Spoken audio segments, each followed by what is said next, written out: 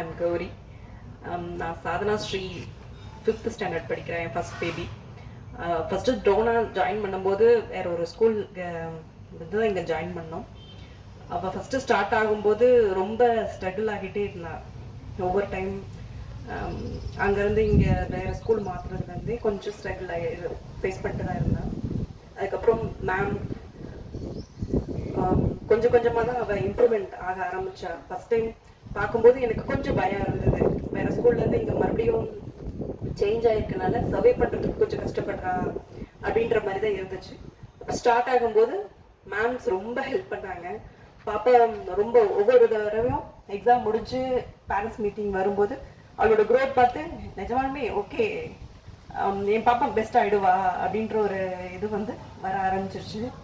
அதுக்கப்புறம் மறுபடியும் என்னோட செகண்ட் பேபி கவிஸ்ரீ அவளும் இங்கேயே கண்டிப்பாக இங்கே தான் ஜாயின் பண்ணணும் அப்படின்றதுக்காகவே வெயிட் பண்ணி இங்கேயே ஜாயின் பண்ண வச்சோம். இங்கே ஃபுட்டு சேஃப், ஃபஸ்ட்டு சேஃப், ரொம்ப சேஃபாக இருக்கா அப்படின்ற ஒரு இது வந்து எனக்கு இருந்தது. ரொம்ப இதாகவே இருக்குது. ஃபுட்டு ரொம்ப பார்த்து தான் எல்லாமே ரெடி பண்ணி கொடுக்குறாங்க. டீச்சர்ஸ்க்கும் ஸ்டூடெண்ட்ஸ்குள்ள கம்யூனிகேஷன் வந்து ரொம்ப நல்லா இருக்கு.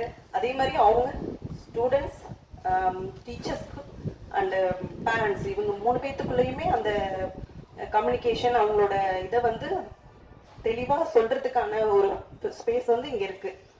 கண்டிப்பாக உங்களோட குழந்தைங்க இங்கே பெஸ்ட்டாக வருவாங்க அப்படின்னு நீங்கள் கண்டிப்பாக நம்பலாம்.